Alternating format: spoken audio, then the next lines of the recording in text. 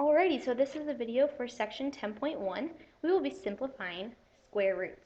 So just a quick reminder, the square root symbol looks like this. And if you look to the right, we've given you a list of some of the perfect squares to know. So 2 squared is 4, 3 squared is 9, etc. These will be a helpful resource for you if you can have these offhand.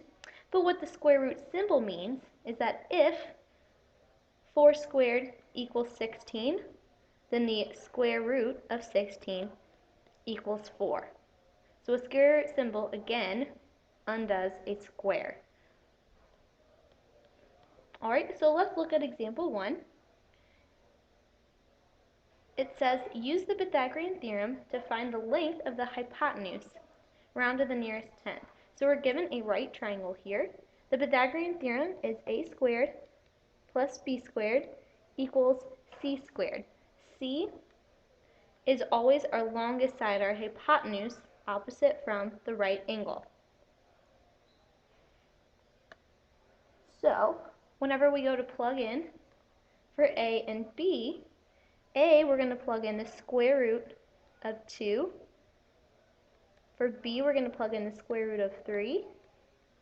And then we're solving for C. If you have a square root squared, it just gives you the number inside the root. So the square root of 2 squared will just give us 2, because the square root of 2 times the square root of 2 is 2, plus the square root of 3 squared just gives us 3. So 2 plus 3 equals c squared.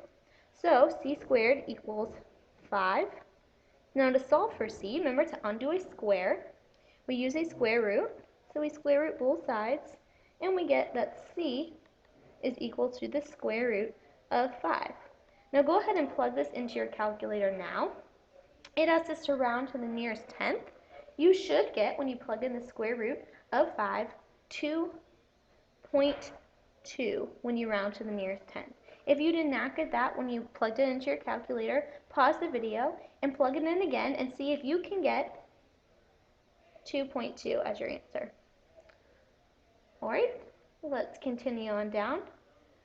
The product property of radicals, radical is a word that just means square roots, tells us that if we have two square roots multiplied together, we can just combine the numbers inside the square root. So for example, if we have the square root of 2 times the square root of 5, we can just write one big square root and multiply the two numbers on the inside.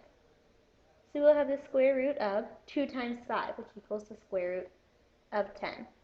Again, you can work the opposite way. If you have the square root of 10, you can rewrite that as the square root of 2 times the square root of 5.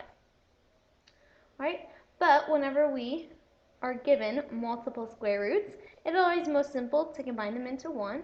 So in example number 2, we're going to simplify the radical expressions. So first we need to multiply the square roots together. So in number 1, we have the square root of 7, or the square root of 3 times the square root of 7. So we can rewrite this as the square root of 3 times 7. 3 times 7 is 21, so we are going to have the square root of 21.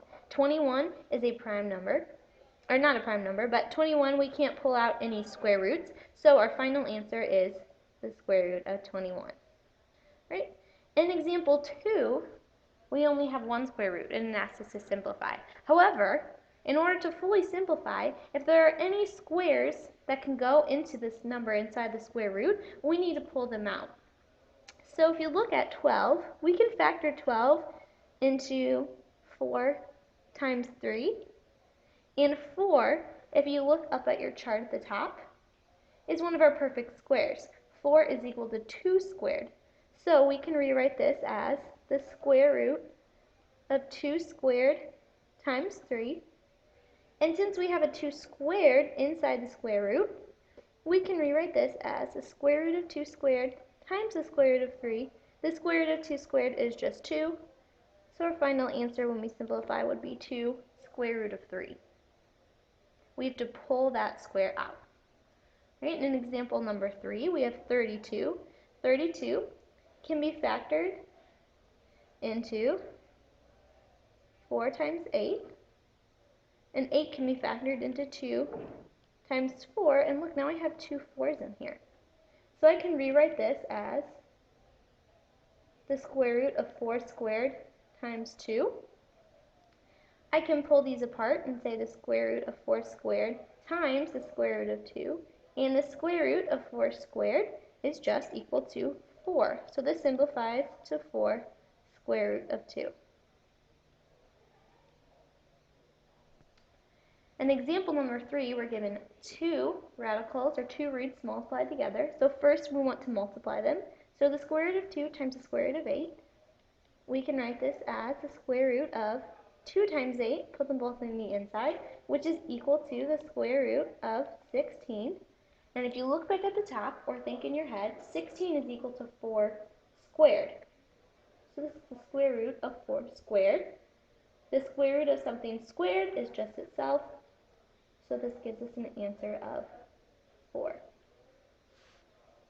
Alright, so you are responsible for checkpoints number 1 through 6. And number 1 and 2, you will be using your calculator to evaluate.